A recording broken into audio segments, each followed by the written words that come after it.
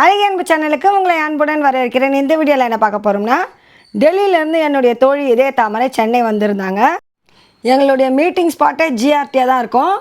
காலையிலே மீட் பண்ணுவோம். ஆனால் இந்த முறை வித்தியாசமாக நாங்கள் மாலையில் மீட் பண்ணியிருந்தோம்.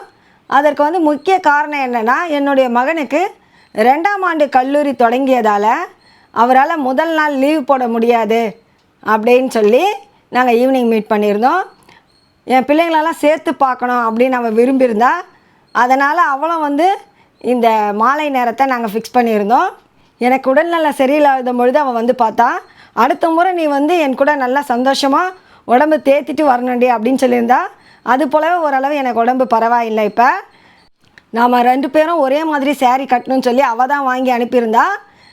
எங்களை ஜிஆர்டியில் எல்லாருமே பார்த்துக்கிட்டே இருந்தாங்க.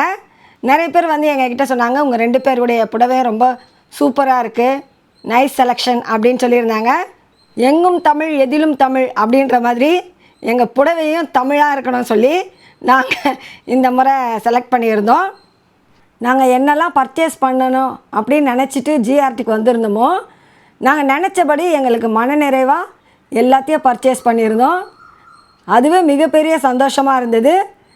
அதெல்லாம் முடிச்சுட்டு அங்கேருந்து நாங்கள் கிளம்பி வெளியே வந்துட்டோம்.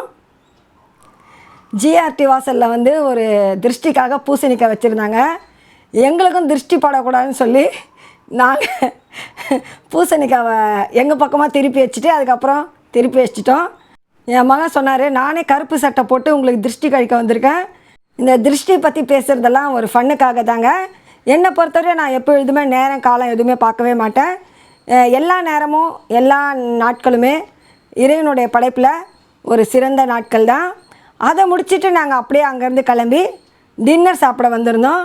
ஒரு நிறைவான உணவு சாப்பிட்டு முடிச்சுட்டு ரொம்ப சந்தோஷமாகவே இருந்தது அந்த நாள்.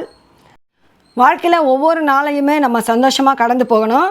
அது கடைசியில் நமக்கு மிகப்பெரிய நினைவுகளாக ரொம்ப சந்தோஷத்தை கொடுக்கும். நான் சேனல் வச்சுருக்கிறதால எனக்காக ஒரு கிஃப்ட் கொடுத்துருந்தா. இண்டக்ஷன் ஸ்டவ்வு ரொம்ப சூப்பராக இருந்தது.